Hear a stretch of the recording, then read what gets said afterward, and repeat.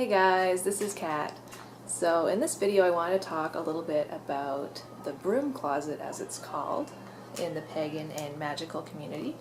And my son is just playing with the remote for the fan, which hopefully isn't creating too much sound. It's really hot in here, so I kind of don't want to turn the fan off right now. Anyway, so first off, I'll start out by saying that I don't consider myself to really be in the closet at all about my spirituality or my spiritual practices.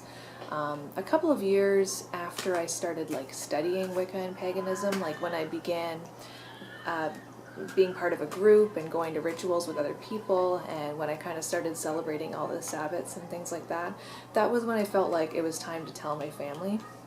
And when I did it, I don't recall making a really huge moment out of it. I just kind of mentioned how paganism and Wicca was something that I had been interested in for a number of years, because I had a friend when I was a teenager who was into that stuff, and just that I basically had taken up practicing it and was now identifying with it, and I just kind of told them that. And my family's Christian, but you know, they have a lot of Celtic leanings, very open-minded, not fundamentalist Christians, so they were pretty accepting. The only thing that they actually were kind of wary of was just who are these people that I was doing rituals with, these people that they hadn't met, you know, because I think with a lot of occult stuff, people worry that you're actually in a cult, so I kind of had to just give them some reassurances that everything was on the up and up with the group that I was in.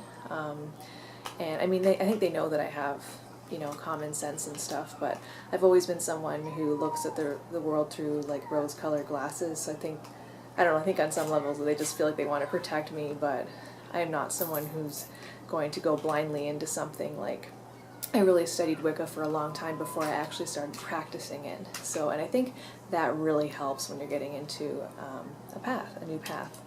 So yeah, in terms of just friends and extended family and stuff, not everyone knows that I'm Wiccan, but it's not because I'm hiding it, it's just because it hasn't come up in conversation. So, are you okay? Anyway, I definitely sympathize with anybody who doesn't feel like they have a physically or emotionally safe environment into which they can come out to their friends and family, because, you know, there's still countries where you can go to jail for being pagan or just not being whatever mainstream religion is most common in that particular country, and I think that's really sad, and it's still kind of scary. Sorry, I just dropped something.